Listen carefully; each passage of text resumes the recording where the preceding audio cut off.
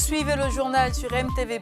Au sommaire de l'actualité en Côte d'Ivoire, le Conseil économique, social, environnemental et culturel a ouvert sa première session ordinaire ce jeudi 14 mars et nous en parlons dans cette édition. Et puis en Afrique, diaspora africaine et développement au menu des échanges de la conférence de l'Afrique de l'Ouest qui s'est ouverte à Bamako le jeudi 14 mars. Nous terminerons avec une baisse historique de la mortalité infantile selon l'Organisation des Nations Unies. Bonsoir à tous et bienvenue. En Côte d'Ivoire, ce jeudi 14 mars, la cérémonie solennelle d'ouverture de la première session ordinaire 2024 du Conseil économique, social, environnemental et culturel CESEC s'est déroulée au siège de l'institution à Abidjan. Il a été marqué par le discours du docteur Aka Awele qui exposera les grandes orientations du CESEC pour le compte de l'année 2024. C'est reparti avec les assemblées plénières au Conseil économique, social, environnemental et culturel, CESEC. Le président de l'institution, dans son allocution d'ouverture, met en mission des commissions permanentes qui vont examiner des thématiques en lien avec les populations. 3 thématiques d'intérêt majeur pour notre nation seront au cœur de nos réflexions. La question du changement climatique en raison de son impact sur la vie socio-économique et remettant en cause la survie de notre planète et qui fait l'objet de tant de réflexions, notamment à la COP28 qui s'est tenue à Dubaï en décembre 2023. Le développement numérique, pour lequel notre pays ne devrait se mettre en marge et qu'il doit absolument saisir puisqu'il constitue la nouvelle révolution mondiale qui offre de réelles opportunités économiques. L'habitat durable, pour améliorer les conditions de vie des populations en leur offrant un cadre de vie plus sain et respectueux de l'environnement. Cette première session inaugurale de l'année en cours est aussi le lieu pour le président du CESEC de réaffirmer sa gratitude au chef de l'État, Alassane Ouattara, pour son leadership éclairé. Aussi, Eugène Aka Awele se réjouit-il de la notoriété internationale acquise par son institution. Nous sommes heureux de vous annoncer que notre pays a été retenu par l'ICC pour abriter une réunion hybride, à la fois le conseil d'administration de l'ICI et également l'atelier de l'OIT, et ce sera le 30e mai et 1er juin 2024. Par ailleurs, le CESEC entend prendre toute sa part dans l'organisation des 20 ans de l'Union des conseils économiques et sociaux et institutions similaires francophones, UCESIF. En ce qui concerne l'Union des conseils économiques et sociaux et institutions similaires, UCESA d'Afrique, le CESEC entend poursuivre la dynamique dans laquelle elle est inscrite. Plusieurs personnalités de haut rang ont rehaussé de leur présence à la cérémonie. Gilbert Kafana Koné, haut représentant du chef de l'État, salue l'ouverture de cette première session. Je sais que le président de la République fait confiance au président du CESEC et que tous ces travaux seront menés à bien et qu'ils donneront des avis tout à fait constructifs pour l'avancement de la Côte d'Ivoire. Eugène Aka Awele n'était pas seul à cette cérémonie. 2 de ses homologues africains ont répondu présents à son invitation. Jean-Pierre Kiwakana Kimayala, de la République démocratique du Congo, et son homologue du Tchad, Adel Kerim Amadaye Bakit, était représenté par sa vice-présidente. Parmi les personnalités présentes à cette cérémonie, les présidents des 2 chambres parlementaires ivoiriennes. Nous attendons donc du Conseil économique, environnemental, culturel de pouvoir donc faire des propositions, d'être une force de proposition pour l'exécutif, à l'effet donc d'accompagner l'exécutif dans ses différentes orientations, aussi bien au plan énergétique, climatique. L'État, il est un. Les institutions de la République ont pratiquement les mêmes objectifs. Mais en plus de cela, nous avons un devoir vis-à-vis de la Côte d'Ivoire et vis-à-vis des Ivoiriens d'accroître ou de contribuer à l'élargissement, à un plus grand rayonnement de notre beau pays, la Côte d'Ivoire, et encourager les investisseurs étrangers, les partenaires au développement, à venir en Côte d'Ivoire, à nous aider à conduire notre beau pays vers le développement. Les conseillers économiques, sociaux, environnementaux et culturels ont une nette idée de ce que sera leur mission au cours de cette session. Aujourd'hui, le Conseil économique, social, environnemental et culturel de la Côte d'Ivoire a une grande visibilité, une grande crédibilité à travers le monde et en Côte d'Ivoire.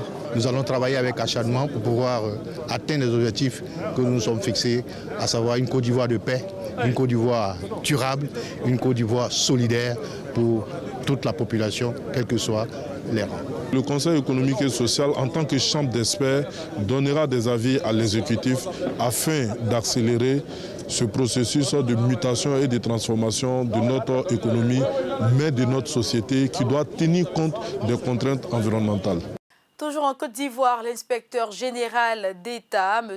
Théophile Aoua Ondoli, a remis le rapport annuel au titre de l'année 2022 de l'inspection générale d'État, IGE, au vice-président de la République ivoirienne, M. Tiemoko Méliette Koné, ce jeudi 14 mars, au palais présidentiel du pays. Comme l'an dernier, c'est le vice-président de la République qui reçoit au nom du président de la République, Alassane Ouattara, le rapport de l'inspection générale d'État au titre de l'année 2022. Outre cette institution, ce document compile l'ensemble des activités menées par les organes de contrôle de l'ordre administratif. Chiffre à retenir, 225 missions d'audit et de contrôle réalisées en 2022 par ces entités. L'inspecteur général d'État dresse le bilan. Excellence, Monsieur le Vice-président, je voudrais m'appesantir sur 2 points. Il concerne d'une part la multiplicité des audits commandés et ainsi que les problèmes de suivi des recommandations. Concernant le premier point, il nous a été donné de constater que des membres du gouvernement commandent des audits à des cabinets privés dans des structures qui viennent souvent à peine d'être auditées par l'IGE ou l'IGF ou la CEADP. Cela pose des problèmes. En ce qui concerne les recommandations formulées, il y a au total 102 recommandations. Sur ce nombre, 71 ont été mises en œuvre, soit une réalisation de 70%, qui est en hausse par rapport à 2021, qui était 67%, mais surtout en grande hausse par rapport il y a à peine 5 ans, où on était à 40% de réalisation. Cette performance, si on peut le dire ainsi, l'a été grâce à l'appui de son Excellent Monsieur le Président de la République. Au nom du chef de l'État, le vice-président de la République encourage les organes de contrôle à demeurer sur cette lancée. Ériger la bonne gouvernance en règle d'or dans l'administration publique est à ce prix.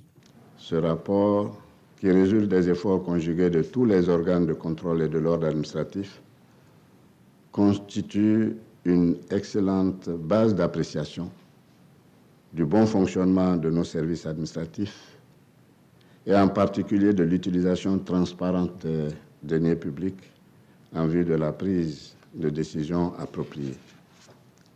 Je vous encourage donc à poursuivre et à généraliser, comme la loi vous le recommande, l'institution de contrôle et d'audit interne. C'est ainsi que il nous sera possible de parvenir conformément à la vision d'une Côte d'Ivoire solidaire du président de la République au développement d'une administration plus performante et plus engagée, capable d'opérer les changements pour devenir un puissant catalyseur au service du secteur privé, des régions et des citoyens.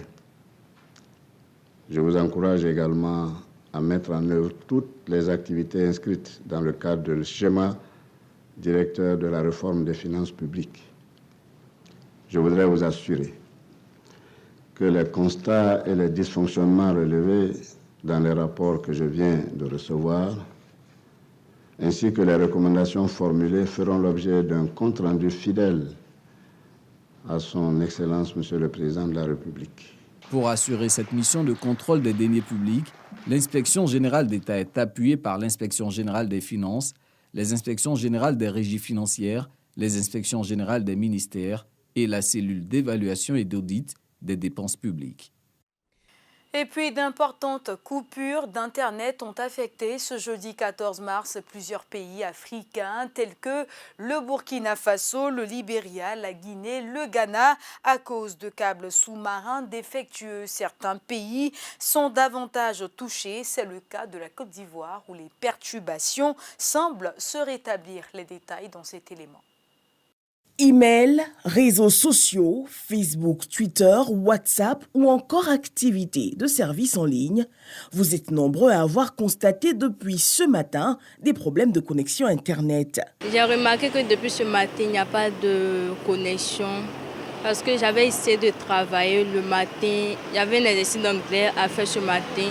On est parti en salle d'informatique aussi, il n'y avait pas de connexion. Jusqu'à ce soir, la connexion ne passe pas. Depuis hier nuit même, on ne comprend pas qu'est-ce qui se passe. D'abord, on a voulu commander Yango, donc tout est bloqué. Ça veut dire sans Internet, mais on ne peut pas travailler. On ne peut même pas traiter les commandes parce que nous, on travaille beaucoup avec la connexion. C'est les clients particuliers qui arrivent à garder le numéro qui nous appellent. Honnêtement, tout découragé, je rentre à la maison parce que là, j'ai perdu ma journée. Pour nous qui travaillons sur le digital, ça a réellement un impact parce que c'est d'abord l'interactivité. C'est aussi donc alimenter en fait, nos plateformes en information en continu. Donc depuis 8 heures, on va dire qu'on a privé le public ivoirien en fait, d'informations. Sur le terrain, non loin du carrefour Aquaba cette fin de journée, le groupe MTN a voulu expliquer à la presse les causes de l'incident. Il faut indiquer que le câble qui a été sectionné est un câble sous-marin. Seulement, c'est qu'il a deux parties. Il y a une partie terrestre et il y a une partie sous-marine. La partie terrestre a été sectionnée, comme je le disais, le mardi. Et quand la partie terrestre a été sectionnée, le mardi, le mercredi, nous avons perdu l'ensemble de nos services le mercredi. Ainsi, comme tout bon opérateur, nous avons une liaison secourue que nous avons aussi avec certains de nos partenaires. Et cette seconde liaison secourue passe aussi en mer. Elle a été encore coupée ce matin aux environs de 8 heures. À cette heure, une dizaine de pays africains sont impactés par cette coupure. Les maisons de téléphonie mobile multiplient les excuses auprès de leurs clients. Comme vous le voyez derrière nous, nous sommes en train rapidement de souder la fibre, c'est-à-dire de raccorder la fibre, les deux parties de la fibre qui ont été sectionnées. À la suite de cela, certainement que le trafic va remonter, mais parallèlement, des investigations sont en cours actuellement en mer pour effectivement localiser le lieu de coupure et parer aux différentes réparations. Les travaux engagés devraient courir sur une semaine pour permettre le rétablissement complet de la connexion Internet. Nous disions en titre « Diaspora, afro-descendants et développement ». C'est autour de ce thème que plusieurs experts et panafricanistes de divers domaines, des intellectuels venus de la sous-région ouest-africaine ont tenu depuis ce jeudi 14 mars 2024 à Bamako, la capitale malienne, la conférence régionale de l'Afrique de l'Ouest. Force dynamique pour le continent africain, les diasporas africaines et les communautés afrodescendantes œuvrent pour le développement économique, social et culturel de leur pays d'origine. Attachés à leurs racines, les diasporas africaines demeurent le plus grand investisseur économique de l'Afrique. Selon les données de la Banque africaine de développement, les transferts de fonds de la diaspora africaine ont augmenté, passant de 37 milliards de dollars US en 2010 à 87 milliards de dollars en 2019 pour atteindre 85,6 milliards de dollars US en 2021. En comparaison, l'aide publique au développement en 2021 s'est élevée à 35 milliards de dollars, soit 36% des montants de transfert de fonds de la diaspora. Les ressources de la diaspora est endogène. Ce sont des ressources, le capital humain et les ressources financières et économiques. C'est important de mobiliser toutes ces ressources-là qui dépassent l'aide au développement et tout l'investissement étranger ici dans notre continent. Réunis à Bamako au Mali, dans le cadre du pré-congrès de la conférence de l'Afrique de l'Ouest, d'éminents experts venus de divers horizons ont enrichi le débat sur les voies et moyens de fédérer les diasporas africaines et les afrodescendants pour relever le défi de la renaissance africaine, promouvoir le panafricanisme et investir davantage dans les secteurs prioritaires pour l'essor du continent africain. Le Mali est aujourd'hui un champion dans le panafricanisme et nous voulons partager nos expériences et acquérir aussi les expériences des autres pays à travers aussi bien cette conférence que le prochain congrès qui sera vraiment la finalité de ces travaux qui ont commencé aujourd'hui. La diaspora en tant que richesse peut aussi contribuer au développement du continent. Et nous espérons que les uns et les autres pourront amener des idées, des propositions fortes qui permettent d'aller dans cette direction. Et nous avons souhaité que les diasporas, les afro-descendants, qu'on ait confiance en nous-mêmes et que nous avons la capacité, nous, de contribuer au développement de nos pays. L'un des exemples de pays africains dont la diaspora contribue en bonne partie au développement est le Mali, avec une communauté estimée à près de 6 millions de personnes. Selon les études de la Banque centrale des États de l'Afrique de l'Ouest, les transferts de fonds de la diaspora malienne ont été chiffrés à 793 milliards de francs CFA en 2022. Un apport nettement supérieur à l'aide au développement. L'une des clés de succès du pays pour accroître la participation de sa diaspora à son développement est la mise en œuvre de mesures volontaristes par les autorités maliennes. De l'autre côté du globe, le Danemark souhaite augmenter le nombre de jeunes effectuant leur service militaire en introduisant le service militaire obligatoire pour les femmes et en augmentant la durée du service de 4 à 11 mois pour les deux sexes, a annoncé le mercredi la première ministre danoise. Un service militaire allongé de 4 à 11 mois et qui sera désormais, c'est une première, également obligatoire pour les femmes. Voilà les principales annonces de la première ministre danoise ce mercredi. Le pays compte jusqu'à 9000 soldats professionnels et 4700 conscrits qui suivent une formation de base. Og så foreslår vi en fuld ligestilling mellem kønnene. Vi bryster os jo gerne af, at vi har et ligestillet Danmark, men det er eksempelvis kun danske mænd, der har pligt til at møde på forsvarets dag. Kvinder har mulighed for at melde sig selv og efterfølgende blive værnepligtige. Men også her er der forskel i vilkårene, og hvorfor egentlig det? Vi er sådan set ikke i tvivl om, at øget ligestilling vil skabe et mere moderne og et mere mangfoldigt forsvar, som afspejler den tid, vi lever i. Le pays va également augmenter ses dépenses militaires de plus de 5 milliards d'euros sur 5 ans. L'argent servira aussi à soutenir l'Ukraine, à qui le Danemark va envoyer la totalité de ses stocks de munitions.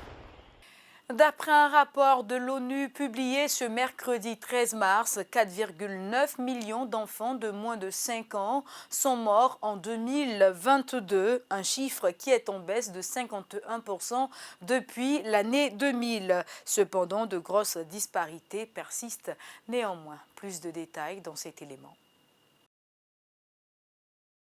Selon le rapport publié mercredi par le groupe interinstitution des Nations Unies pour l'élimination de la mortalité infantile, le nombre d'enfants décédés avant de souffler leur 5e bougie est tombé à 4,9 millions en 2022. Un niveau historiquement bas selon l'institution qui précise par ailleurs que le taux de mortalité des enfants de moins de 5 ans a diminué de 50% depuis 2000, notamment dans des pays à faible revenu. Une baisse fruit des investissements réalisés dans le secteur de la santé. En Afrique, les cas du Malawi et du Rwanda sont cités en exemple. En dépit de ce tableau, le groupe interinstitution des Nations Unies pour l'estimation de la mortalité infantile appelle à plus de vigilance, des causes évitables ayant interrompu la vie de 2,1 millions d'enfants et de jeunes âgés de 5 à 24 ans, souligne le rapport. La plupart de ces décès se sont concentrés en Afrique subsaharienne et en Asie du Sud. Si rien n'est fait, environ 35 millions d'enfants mourront avant d'atteindre leur 5e anniversaire d'ici à 2030. Afin d'inverser la tendance, il faut améliorer les conditions de travail des agents de la santé.